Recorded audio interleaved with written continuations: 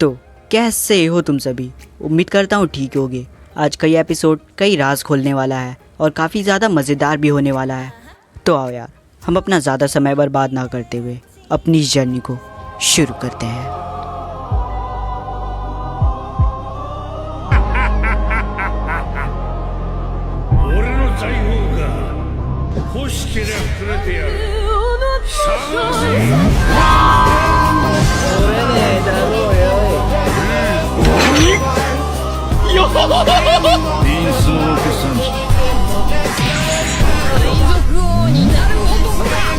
तो इस एपिसोड की शुरुआत में सभी ब्रुक को वही वाला गाना दोबारा गाने के लिए कहते हैं और अब ब्रुक कहता है, मैंने और मेरे साथियों ने अपनी जान इस गाने में डाल दी।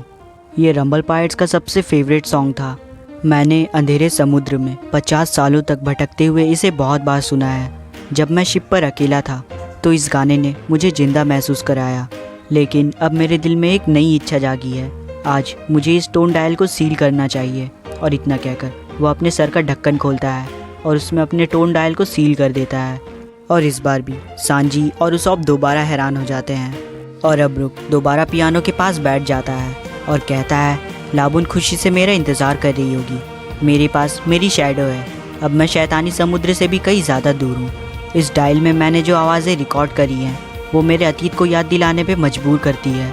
मुझे इसे हर हालत में लाबुन तक पहुँचाना है, वरना मैंने जो अपने साथियों से वादा किया था उसे पूरा नहीं कर पाऊँगा।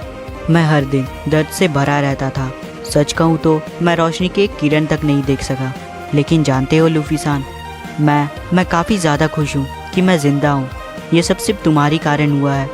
मैं सच में काफ़ी ज़्यादा खुश हूँ। शुक्रिया तुम सभी का। तुम लोगों ने मेरी मदद करी और एक नया रास्ता दिखाया। मैं तुम सभी के साथ सच में खुश हूँ। वो तो तुम दिख ही रहे हो। और अब ब्रुक रोना बंद कर देता है और कहता है, क्या मैं तुम्हारे क्रू को ज्वाइन कर लूँ? और लूफी कहता है, बिल्कुल, मैं यही तो सुनना चाहता था।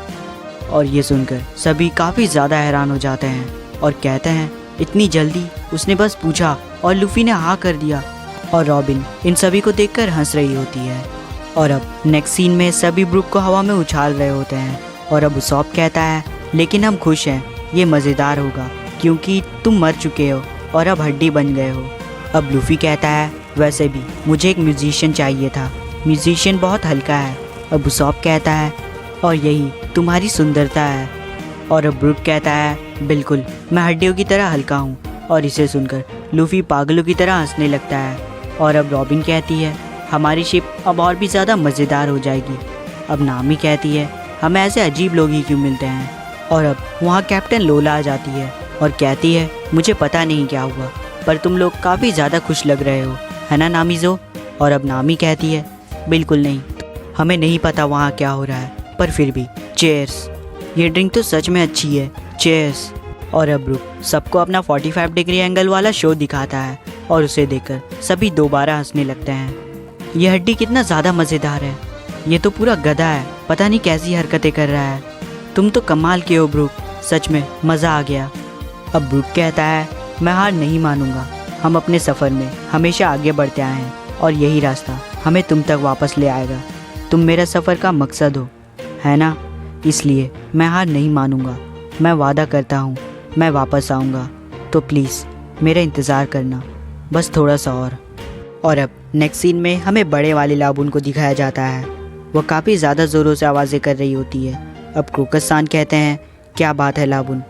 कुछ देर लाबुन को देखने के बाद उन्हें कुछ समझ आता है और वो कहते हैं, लगता है आज तुम्हारा मूड काफ़ी ज़्यादा ठीक है। और अब लाबुन कैप्टन योरिकी, ब्रुक और बाकी साथियों को याद कर काफ़ी ज़्यादा खुश हो जाती है। और अब सीन दोबारा ब्रुक पर शिफ्ट होता है। और अब ब्रुक अपने पास से एक पेपर का टुकड़ा निकालता है और उसे सभी के सामने रखते हुए कहता है, मैं अपना परिचय करवाता हूँ। ये तो एक वांटेड पोस्टर है। इतनी देर बाद बताने के लिए माफ़ी चाहता हूँ। मैं मरा हुआ हड्डी ब्रुक हूँ। मेरे ऊपर बाउंटी है। मैं हमिंग ब्रुक के नाम से भी जाना जाता हूँ। मेरे ऊपर बाउंटी 33 मिलियन है। बहुत समय पहले मैं किंगडम के हमलावर के ग्रुप का लीडर था। उसके बाद मैं रंबल पायरेट्स का दूसरा कैप्टन बना। मैं एक म्यूजिशियन और तलवारबाज दोनों हूँ।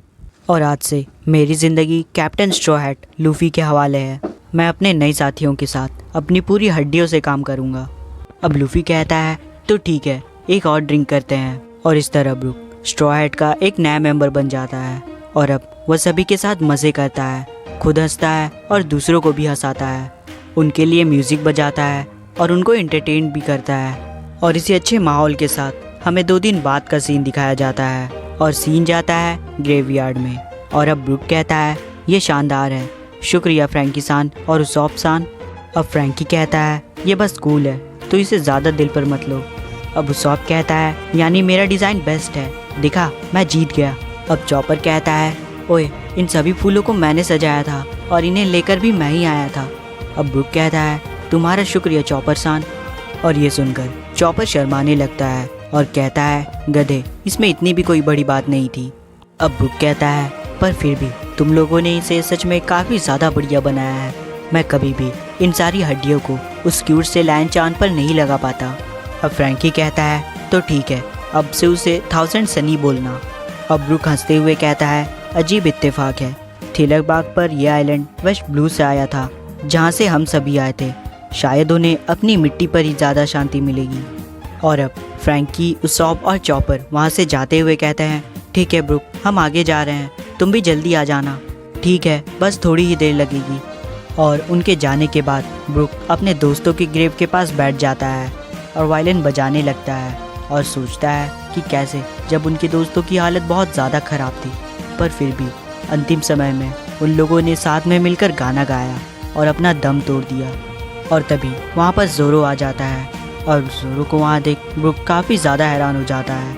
और अब जोरो आगे की ओर बढ़ते हुए अपनी एक टूटी हुई स्वॉर्ड निकालता है और वहाँ पर गाड़ देता है और खुद भी बैठ जाता है। अब ब्रुक कहता है तुमने तो मुझे चौंका ही दिया, पर क्या तुम्हें और आराम नहीं करना चाहिए? अब जोरो कहता है आराम, मैंने कुछ ज़्यादा ही कर लिया। अब ब्रुक कहता है और ये क्या है? अब जोरो कहता है ये मेरी प्यारी तलवार युबाशिरी है, प्लीज़ इसे यहाँ आराम करने दो। और अब वो अपने स्वॉर्ड के लिए प्रे करने लगता है और ब्रुक जोरो को देखकर वो पल याद करता है जब कैसे जोरो भी काफ़ी ज़्यादा ज़ख्मी था, लेकिन फिर भी वह कुमा के सामने डटकर खड़ा रहा और कहा लूफी वो है जो किंग ऑफ द पायरेट बनेगा। और अब सीन प्रेजेंट में आता है और ब्रुक जोरो से कुछ कहने की कोशिश करता है, पर बाद में उसे टालते हुए कहता है कुछ नहीं, ओह हाँ मैंने तुम लोगों की क्रू को ज्वाइन कर लिया है। अब जोरो कहता है तुम्हारी किस्मत सच में ख़राब है। और ये सुनकर ब्रुक थोड़ा सा हैरान होता है। अब जोरो कहता है क्योंकि हमारा क्रू छोटा सा है।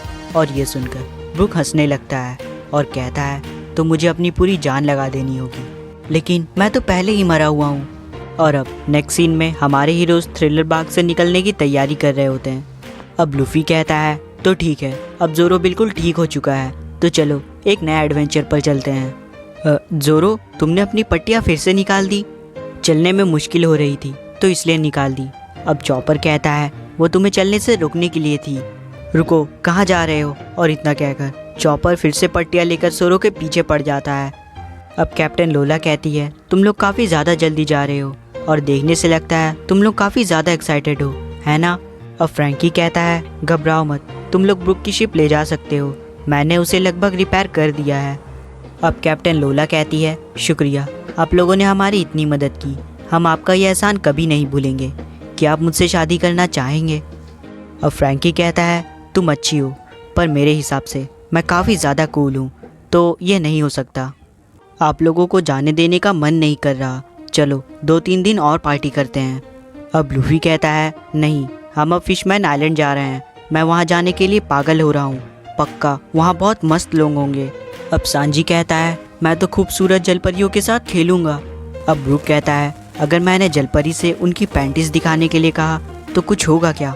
ओए गधों जैसी बातें क्यों कर रहे हो, मरमेड्स पैंटीज नहीं पहनती हैं। और ये सुनकर सांजी और ब्रुक के नाक से ब्लीडिंग होने लगती है। हत्यारे लोग कितनी ठरकी वाली बातें कर रहे हैं। वो बहुत खूबसूरत होती है, पायरेट एम्पियर हैंकॉक भी उनके सामने कुछ भी नहीं। और अब वो तीनों साथ में डांस करने लगते हैं। अब रॉबिन कहती है उनके नीचे का हिस्सा पूंछ की जैसा होता है। और अब सीन बाकियों पर शिफ्ट होता है। अब सॉप कहता है तुम्हें इतना कुछ कैसे पता है? क्योंकि 3 साल पहले हम वहीं से होकर आए थे। और अब सीन नामी पर शिफ्ट होता है। वह कहती है लोला तुम वहाँ गई थी? अब कैप्टन लोला कहती है मैं वहाँ गई ही नहीं थी, मैं वहाँ पैदा भी हुई थी। मेरी मम्मी भी एक पायरेट है। और अब कैप्टन लोला अपने जेब से कागज का टुकड़ा निकालती है और उसे बीच में से फाड़कर एक नामी को दे देती है और कहती है, ये मेरी मम्मी का वाइबर कार्ड है, तुम इसमें से एक ले लो। ये कागज का टुकड़ा, वाओ तुम लकी हो। कैप्टन लोला की मम्मी एक गजब की पायरेट है, इसका ख्याल रखना, एक दिन ये पक्का तुम्हारे काम आएगा। अब नामी कहती है, ये वाइबर कार्ड क्या होता है? क्या तुम्हें नहीं पता? कैप्टन लोला, वाइबर कार्ड सिर्फ न्यू वर्ल्ड में पाए जाते हैं, तो इसे कैसे पता होगा? और न्यू वर्ल्ड मतलब तुम फिशमैन आइलैंड मान लो या स्काइपी आइलैंड, दोनों सेम ही है। ओह ऐसा है तो सुनो, ये कोई मामूली कागज नहीं है, ये पानी में गीला नहीं हो सकता। अगर तुम न्यू वर्ल्ड में किसी भी दुकान पर जाकर अपने नेल दोगी तो वो तुम्हें एक स्पेशल कागज बना कर देगा। तुम एक तरह से उसे मैग्नेट भी मान सकती हो, लेकिन ये बहुत ज़्यादा पावरफुल होते हैं। और अब कैप्टन लोला उस कागज़ के टुकड़े को ज़मीन पर रख देती है और वो कागज़ धीरे धीरे नामी की कागज़ की ओर अट्रैक्ट होने लगता है और उसकी ओर मूव करने लगता है। अब नामी कहती है, ये तो हिल रहा है, इसे ज़िंदगी का कागज़ वाइबर कार्ड कहते हैं। तुम इसका एक हिस्सा अपने दोस्तों या अपने परिवार वालों में से किसी को भी दे सकती हो, और फिर भले ही तुम इस दुनिया में कहीं भी हो, इस कागज़ के ज़रिए हम दोनों दोबारा मिल जाएंगे। अब चॉपर कहता है, वाओ कमाल का है, क्या न्यू वर्ल्ड ऐसे ही चीज़ों से भरा हुआ है? अब कैप्टन लोला नामी से उसका कार्ड लेते हुए कहती है, ये अच्छा है ना? मैं अपनी मम्मी का नाम इस कार्ड पर लिख दे रही हूँ, ताकि जब भी तुम किसी मुसीबत में पड़ो तो ये कार्ड तुम्हें मेरी मम्मी तक पहुँचा देगा। और जब तुम उनसे मिलो तो उन्हें मेरा हेलो कहना और कहना कि मैं बिल्कुल ठीक हूँ। अब नामी कैप्टन लोला को शुक्रिया कहती है। अब लूफी कहता है, ऐसा तो मेरे पास भी है। अब नामी कहती है, ओ हाँ, वो भी बिल्कुल ऐसा ही दिखता है, वो तुम्हें एस ने दिया था, मुझे याद है। ये कागज़ का टुकड़ा एक दिन तुम्हें और मुझे दोबारा फिर से मिला देगा। तो उसके कहने का ये मतलब था। ये रहा, ये है वो, ये जला हुआ है और थोड़ा छोटा भी हो गया है। अब कैप्टन लोला कहती है, मुझे देखने दो। और उस कार्ड को देखकर कैप्टन लोला थोड़ी सी डर जाती है और कहती है, ये वाइवर कार्ड ही है, पर मुझे बताना तो नहीं चाहिए, लेकिन ये जिसका भी है वो मुसीबत में है। ये कार्ड दरअसल अपने मालिक की ज़िंदगी के बारे में भी बताता है। उसकी लाइफ धीरे धीरे ख़त्म हो रही है। क्या वो तुम्हारा कोई करीबी दोस्त है? अब लूफी कहता है, हाँ वो मेरा बड़ा भाई है। और अब हमें दोबारा कैप्टन लोला को दिखाया जाता है।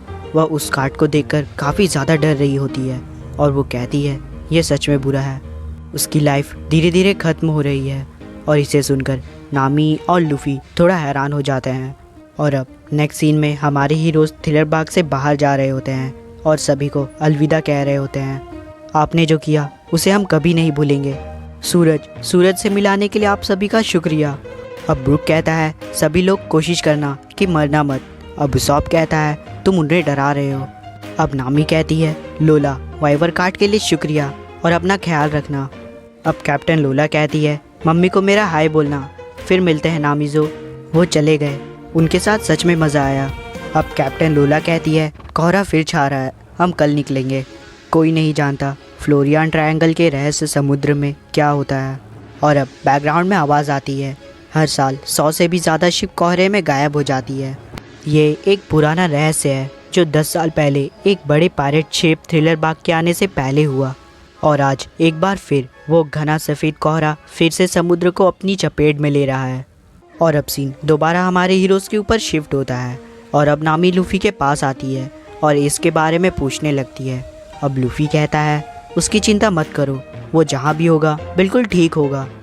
अब ब्रूक कहता है, लूफी सान मुझे कोई दिक्कत नहीं, हम फिर से चक्कर लगा सकते हैं। अभी मेरा और लाबुन के मिलने का समय नहीं है। मैं जीने और मरने के बारे में सोच रहा हूँ और अभी मेरा यही मकसद है। अब सॉप कहता है, लूफी इसमें किसी को दिक्कत नहीं है। अब फ्रैंकी कहता है, चलो तुम्हारे भाई से मिलते हैं। अब लूफी कहता है, नहीं कोई बात नहीं, अगर वो मुसीबत में है तो वो नहीं चाहेगा कि मैं उसे बचाने जाऊं या हम उसकी चिंता करें। एस को पसंद नहीं अगर कोई उसे हल्के मिले, अगर हम गए तो वो सिर्फ हम पर ही चिल्लाएगा। हम जब मिलेंगे तो हम दुश्मन यानी पायरेट्स होंगे। एस के खुद के एडवेंचर्स हैं। अब सांजी कहता है, फाइबर कार्ड छोटा होता है जब उसका मालिक कमज़ोर होता है, जब वो ठीक हो जाएगा तो कार्ड भी पहले जैसा हो जाएगा। अब लूफी कहता है, वैसे भी हम पिछले बार ही मिले थे और इतनी जल्दी हम दोबारा नहीं मिलेंगे। एस भी यही चाहता होगा। ज़ोरो जब से तुम जागे हो तब से तुमने ड्रिंक नहीं किया है। अब सॉप कहता है, तो चलो पीते हैं। यह हमारे नए साथी म्यूजिशियन ब्रुक के नाम। अब ब्रुक कहता है मुझे साथ लेने के लिए शुक्रिया। अब लूफी कहता है तो चलो कोबडी बस्ट के साथ उठते हैं। और अब उनकी शिप एक बड़ी छलांग मारती है और ब्रुक ये देखकर काफ़ी ज़्यादा हैरान हो जाता है और कहता है ये तो कमाल का है। और इसी के साथ एपिसोड खत्म। एंड मेक श्योर तुम लोग ये वीडियो यहाँ तक देख रहे हो तो प्लीज़ चैनल को सब्सक्राइब कर बगल में एक बेल आइकन है उसे भी ऑल पर सेट कर देना। Thank you so much for watching this video. हम मिलते हैं फिर एक नेक्स्ट वीडियो में, तब तक के लिए goodbye, take care, stay safe.